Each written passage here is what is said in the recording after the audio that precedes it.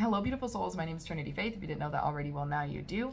This is a special reading for one being in particular, but this reading was purchased through my website as one of the options to share your reading on my YouTube page. So if you feel called to this reading, if you feel called to this message, then it could be for you as well, even though this message is for one individual in particular. Stay open to receiving anything that is meant for you, and please let the rest fly.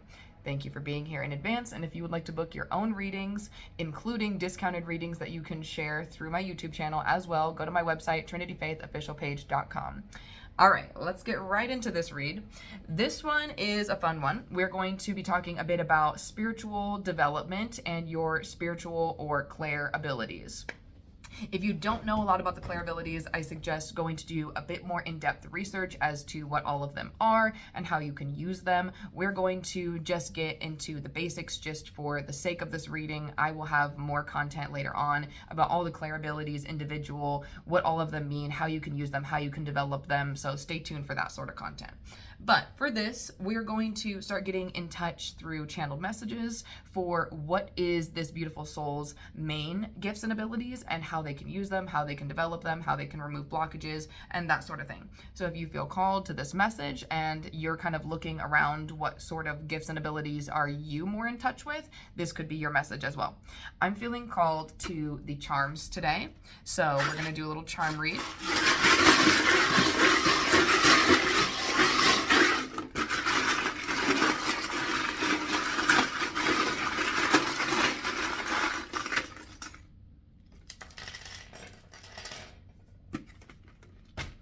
All right, love.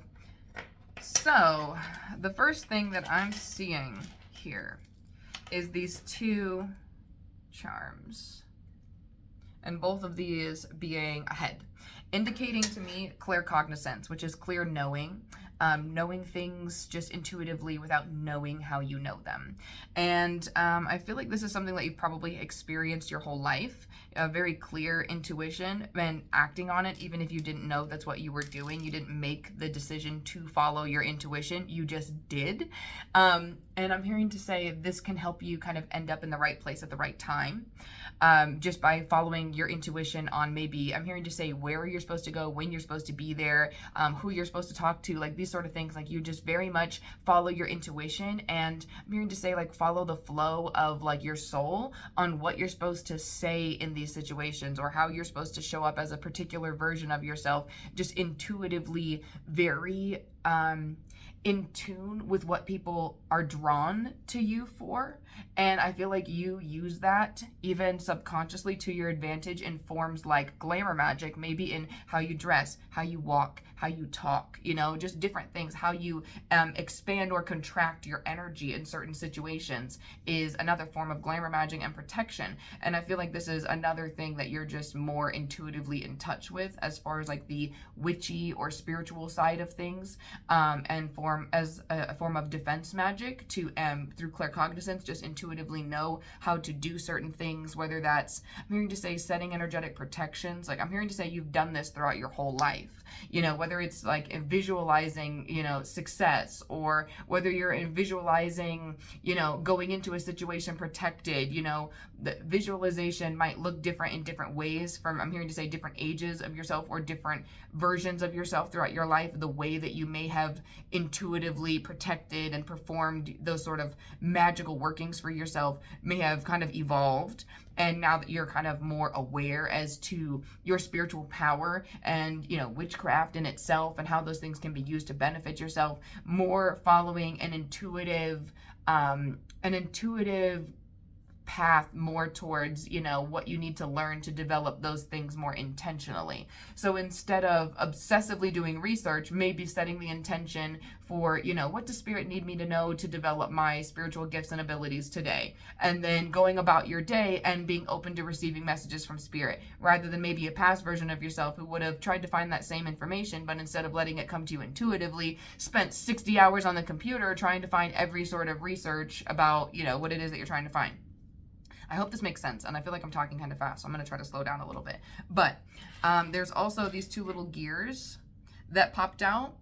along with this little book that also has these little gears. I feel like these are mostly representing the things that have been becoming fears and blockages, or a cog in the gears, as they say. So it's like your gifts and abilities weren't like smoothly running due to some of those fears. Particularly, I feel like these are probably going to be related to spiritual and religious beliefs, you know, that were once, you know, I'm hearing to say like the main forefront of what you believed when you thought about things like witchcraft or divination or mediumship, or, you know, anything within the spiritual realm. I'm also hearing lucid dreaming. That may be something that you could be tapping into to help you develop these gifts and abilities as well. But I feel like these specific fears, these resistances, these questions that you have, these doubts that you have, are definitely indicating things that you can work through in something as simple as pulling out a journal and writing about them. Really asking yourself the questions: where did these fears come from? Why do I believe these specific things about either, you know, the limitations of spiritual beliefs, or the existence or gifts, or the existence of spiritual gifts, etc. I feel like there's going to be a lot of shadow work and inner child work done around not necessarily how to develop these gifts, but why you've been feeling disconnected from them in the first place. Because I personally believe that we all have all spiritual gifts and abilities. We just may be more naturally attuned with some since birth, and you have to be open to developing them, to develop them, and to be aware of how to use them in your life. And I feel like you could have been doing a lot of using your gifts from a very subconscious place, and now that you're aware of it, it's almost like you became aware of the spiritual gifts and abilities, and instead of just continuing to use them how you have been your whole life subconsciously, you became aware and then automatically kind of just thought that because now you're aware, you have to start from the beginning and learn how to use it from the start. And Spirit's really like, no, it's just about getting back into that feeling of how you were when you were a kid, and you didn't judge your spiritual gifts and abilities. You didn't judge them. So they just flow through you. You just use them all the time. You know how kids, they'll say, oh, kids just say the darndest things, you know? They will really give you messages straight from Spirit, messages that you really needed to hear, because they are channeling. They are always channeling. They are not thinking or judging the thoughts that are coming to them. And so Spirit is able to give messages through them, you know? And so really just kind of get in touch with your inner child in that same way, and set the intention for your inner child to have no more resistance towards these gifts and abilities, especially if you at one point felt judged, ridiculed, ostracized, in danger because of spiritual gifts and abilities. And this can be from this life or any other. If you've experienced that in past life, if you believe in reincarnation, there's so many people who, you know, especially, you know, back in the day, you know, women were getting accused of witchcraft all the time.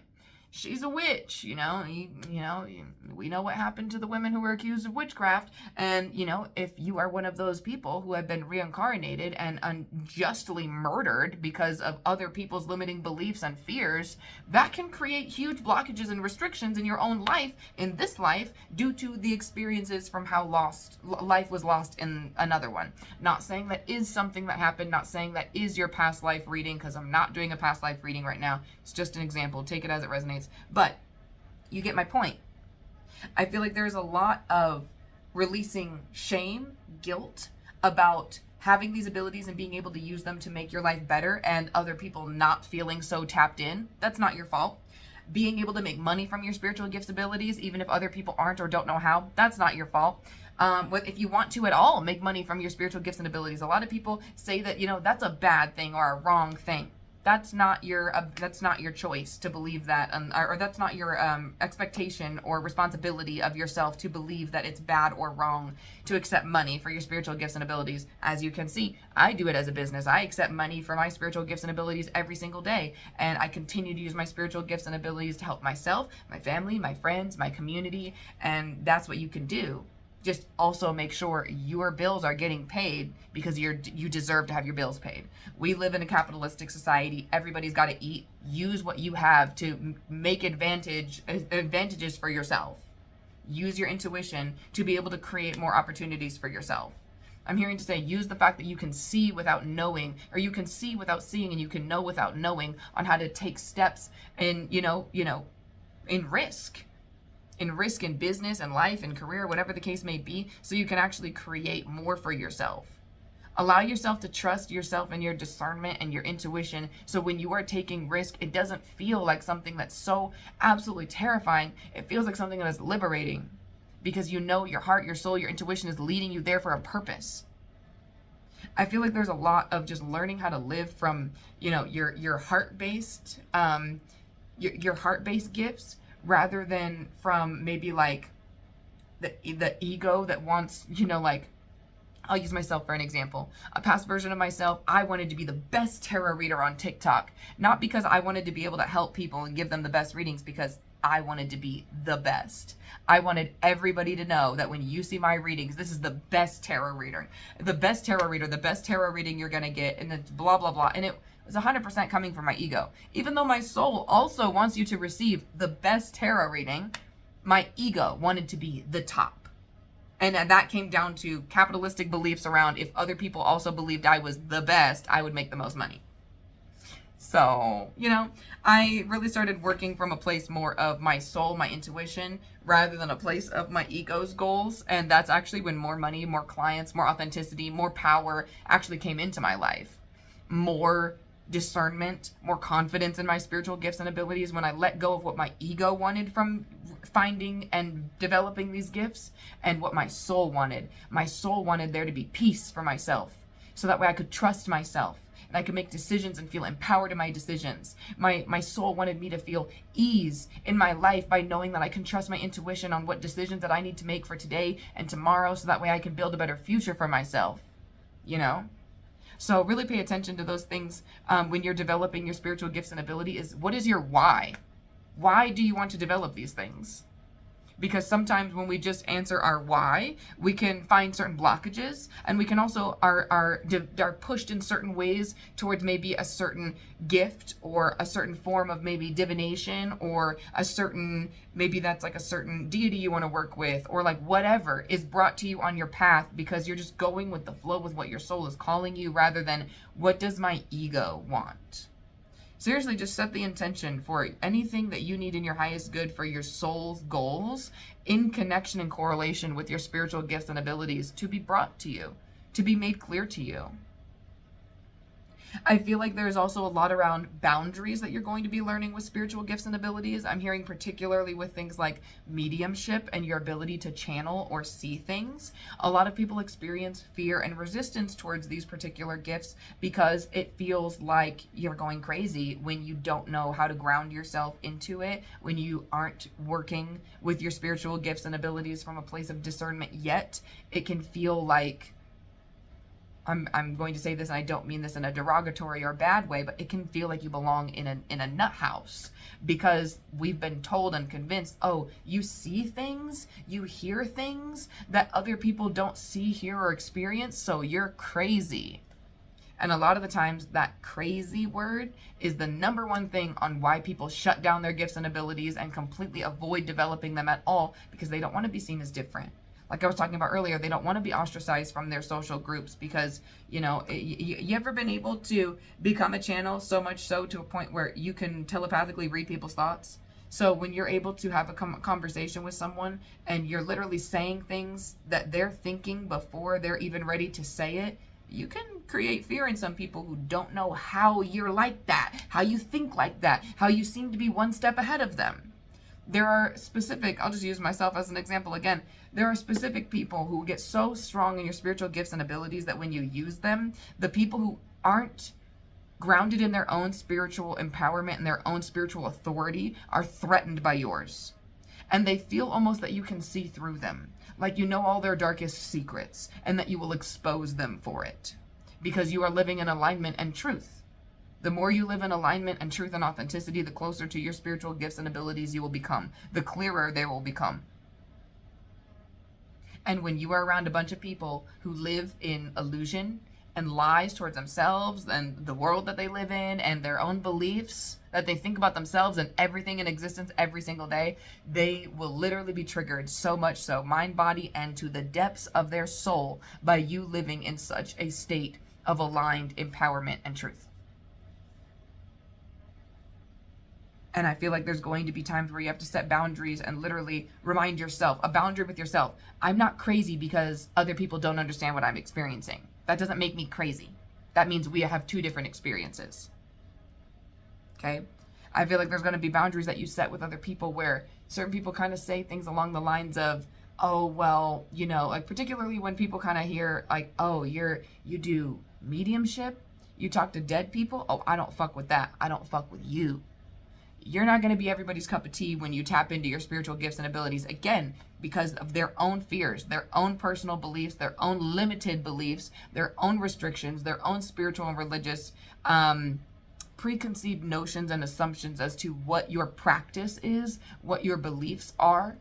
And unfortunately, when people do not understand, they act at a place of fear. And a lot of times out of 10, they end up hurting others, whether that's intentionally or unintentionally.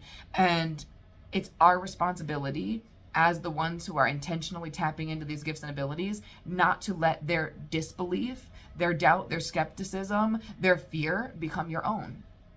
And if you do let it become your own and let it distance you from your own personal power, you need to hold accountability for that, on where you said, I was accepting their beliefs as my own. And now I return them to sender, and I stand on my own discernment and my own personal authority. I feel like there's going to be some situations where you experience the unexplainable and you try to explain it to people who kind of give you this weird look. And it's up to you to decide to keep speaking your truth if that's what you want to do. Keep sharing your story or keep growing those abilities, even knowing there will be another person who probably looks at you crazy if you talk about it. But don't stay silent on it if that's not what you feel called to do. Not everyone feels called to talk about their practice and share their journey all the time. Not saying you have to, but if you do, then do it, and know that there will be people who look at you like you're crazy. Oh, well, there will be people who look at you like, I will never speak to you again because obviously you are out of touch with reality. Oh, well, believing in the unseen isn't for everybody. Is it for you? That's the biggest question. And if the answer is yes, then start tapping in. Start asking yourself how you can become more empowered in your spiritual gifts and abilities. Ask yourself right now, whether this is your personal reading or not, what are my most aligned spiritual gifts and abilities? And then just sit and feel into what Spirit has to tell you without judgment. You may hear an actual name for a gift and ability: medium, clairaudience, claircognizance, clairsentience. You may get an image in your mind of what you using your gifts and abilities look like. You may get a feeling about what you want to do with your personal power through your gifts and abilities. It's going to be different for everyone. Be open to however Spirit brings you this message. And know that the way that you use your spiritual gifts and abilities can change and evolve, and that is fine. That is fine.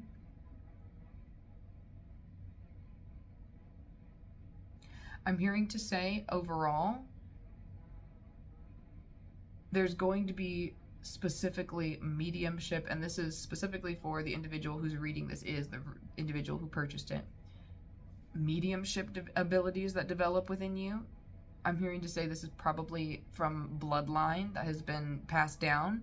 Even if you don't know other people who have in the past communicated with those who passed on, who maybe even been death doulas or things like that, maybe even like generations back, like before anyone who's even still alive, but I'm hearing to say you can tap into their wisdom, and you can tap into messages from them through meditation, through lucid dreaming, through automatic writing, and you can get messages from those ancestors on how to develop those abilities, how to release fears, how to become the most empowered version of yourself through mediumship abilities. All right. I feel like that's a good place to leave this read. If this resonated, let me know in the comments down below. If you have questions, let me know. I do have more content that will be related towards spiritual gifts and abilities and the development of those gifts and abilities, so stay tuned. Make sure you subscribe if you're not already. If you are interested in joining my personal and spiritual development group mentorship program, we are going to be talking more in depth about developing those gifts and abilities, what each individual ability looks like, and I'm going to be giving opportunities for individuals to be winning free free readings to see what your specific gifts and abilities are and how you can develop them. So if that sounds something like you're interested in, make sure you go and you join the Spirit Network today. It is $25 a month, and I appreciate everyone for joining. I know some people think $25 a month, might be a little much, but it's an investment into your spiritual growth, your personal growth and development, and it's also an investment into me and my content and my business. If you enjoy my content, if it helps you in your life, support your favorite content creators, support the content creators who help you. Anything helps, donations as well. If you feel called to send donations, even if you can't join the Spirit Network, donations are greatly appreciated. They help me continue to bring content like this to you and other people like you who are looking for assistance on your journey. So I hope this resonated. I hope you enjoyed. Thank you for watching this video all the way through. Many blessings and stay safe.